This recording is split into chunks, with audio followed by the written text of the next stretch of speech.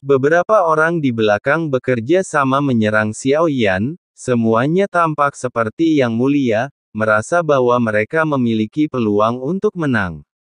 Meskipun kekuatan tempur Su Xingyi dan Su Wei masih sedikit lebih buruk dariku. Tapi menghadapi reinkarnasi yang mulia itu lebih dari cukup. Saya merasa ada sesuatu yang aneh. Reinkarnasi yang mulia ini tidak sesederhana itu.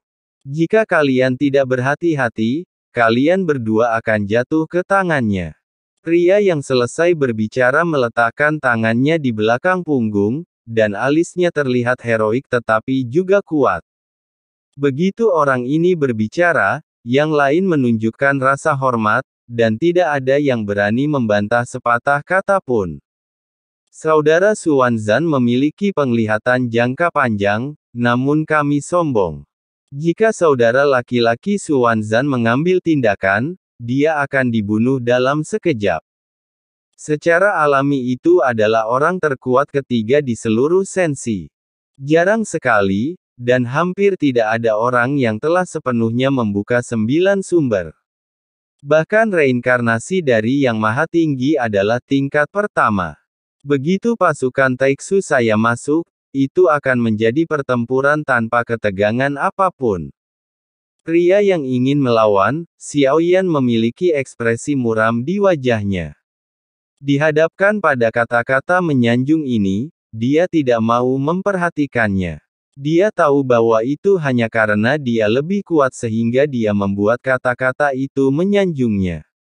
Tingkat pertama dari keabadian dewa, reinkarnasi dari Yang Mulia, bagaimana kalau Anda berlutut, dan Anda menunjukkan rasa hormat Anda, kami akan berjanji untuk membuat Anda tetap berkuasa.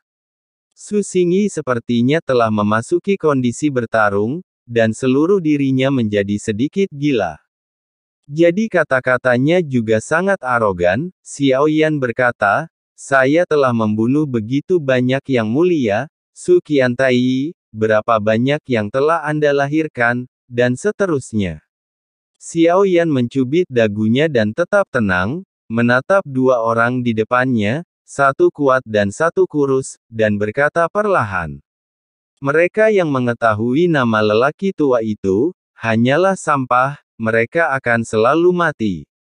Sungguh sial aku bertemu denganmu.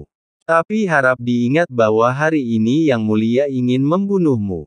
Xiao Yan tanpa sadar tersenyum saat mendengar ini, dan melihat ke arah Su Wei di samping, lalu ke Su Xingyi.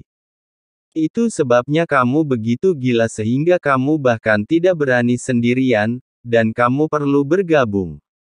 Su Xingyi menutup matanya dan melompat, pedang hitam di belakangnya terus bergetar, seolah-olah akan terhunus untuk membunuh kapan saja.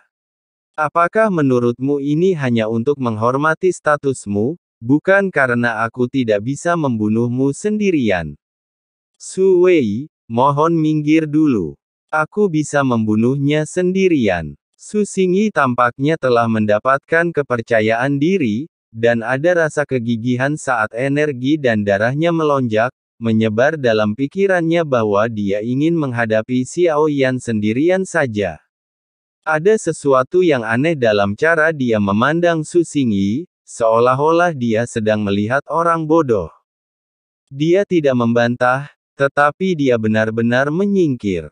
Melihat Su Wei yang mundur, mata Xiao Yan berangsur-angsur menjadi serius. Perilaku mereka berdua agak aneh. Mereka jelas bisa bergabung, tapi apakah mereka mencoba berkomplot melawan saya dari pinggir lapangan?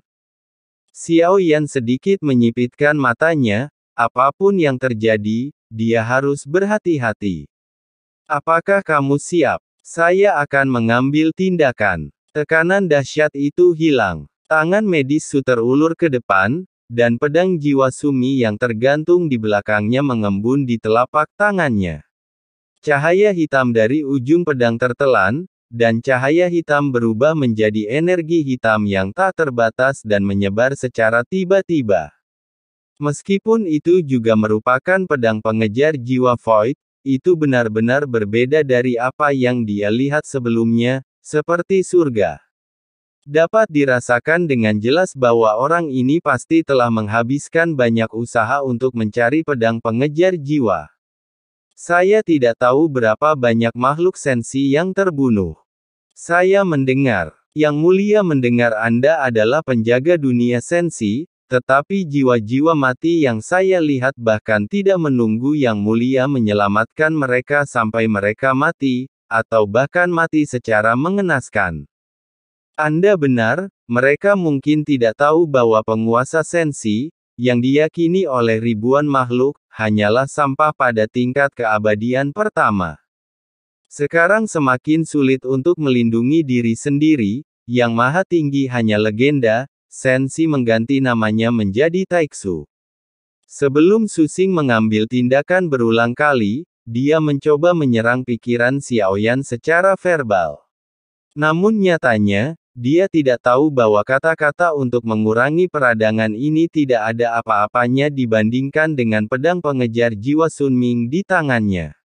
Niat membunuh di matanya sudah sangat kuat. Namun pedang pengejar jiwa Void di depannya juga membuat Xiaoyan merasakan tekanan yang bisa mengancamnya. Namun saat ini, ranah klon Ji Chan baru saja mencapai level ketiga. Jika Anda ingin melawan peradangan, jangan takut. Dengan restu dari Bahuang Xuan Chong Chidingmo, potensinya terwujud sepenuhnya. Xiaoyan menyalakan 3 warna api berbeda di sekujur tubuhnya, dan kemudian menuangkan semuanya ke penguasa Bahuang Xuanzong. Seluruh penguasa menjadi panas dan bersinar dengan warna-warni, dan kemudian volumenya sepertinya tidak mampu menampung lebih banyak api. Setelah menjadi abadi, nafas api Xiaoyan tidak lagi ditekan oleh alam, dan kekuatan aslinya sangat menakjubkan. Tidak seperti kekuatan aturan lainnya, api dan guntur Xiaoyan tidak banyak berubah. Karena tidak memerlukan perubahan apapun, ledakannya cukup untuk menghancurkan segalanya. Tanpa restu Dingmo, Xiaoyan tidak akan mampu menuangkan api tanpa batas ke dalam kolam Bahuang Xuanzong. Bahkan pada saat ini, Xiaoyan masih murni, dan area sekitar api tampak panas mendidih. Bahkan kekosongan ini memiliki lapisan gelombang panas, dan area sekitarnya mulai terbakar. Seolah-olah api tersulut oleh ketiadaan.